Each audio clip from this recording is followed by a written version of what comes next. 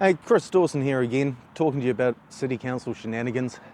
And I wanted to lighten the mood a bit today and go over something light-hearted, like consultants' bills. Because you've probably seen the headlines. The Taxpayers Union skewered us and said, well, Council spent $7.3 million on consultants over the last 3 years.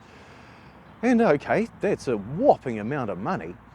And of course, the inevitable politicking started and went, well, let's just can them. And that way we don't have to put up rates, right?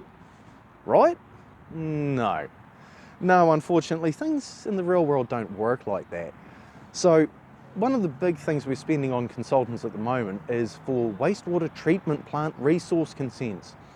Now, when it comes to operating a wastewater treatment plant without resource consent, I can't really comment because no one's ever been dumb enough to try it.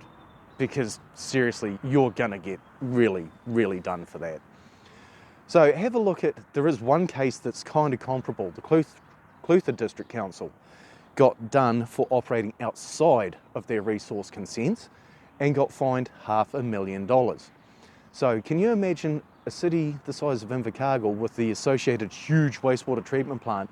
If we were actually running that without resource consent and got put through the Environment Court for it, I'd say our fine's going to be a lot more than $500,000. And that's going to make your consultants look awfully cheap, isn't it? So getting rid of them altogether, it's just not possible. So you could go the other way and say, well, why outsource this stuff? Why not do it in-house?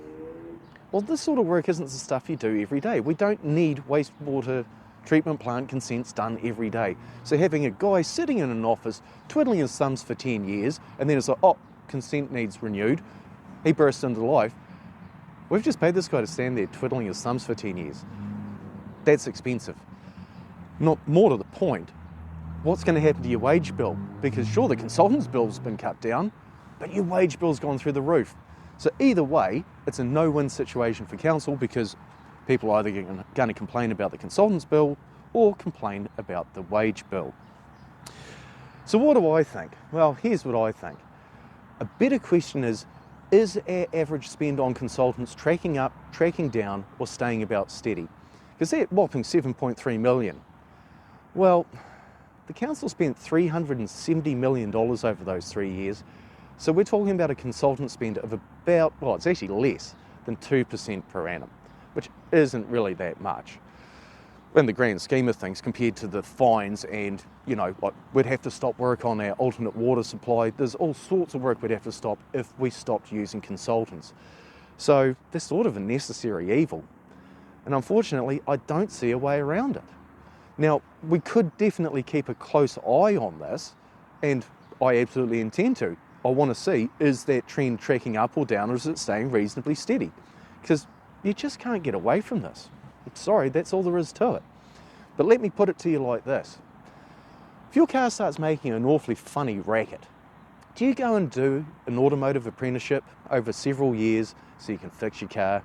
Or do you just take it to a mechanic? Because isn't that the same as using a consultant? You need specialist advice to help you with a problem that you have that you cannot fix yourself. What's the difference? You're basically going to a consultant, and when the mechanic hands you the bill, you've got to take it on the chin because you need your car running.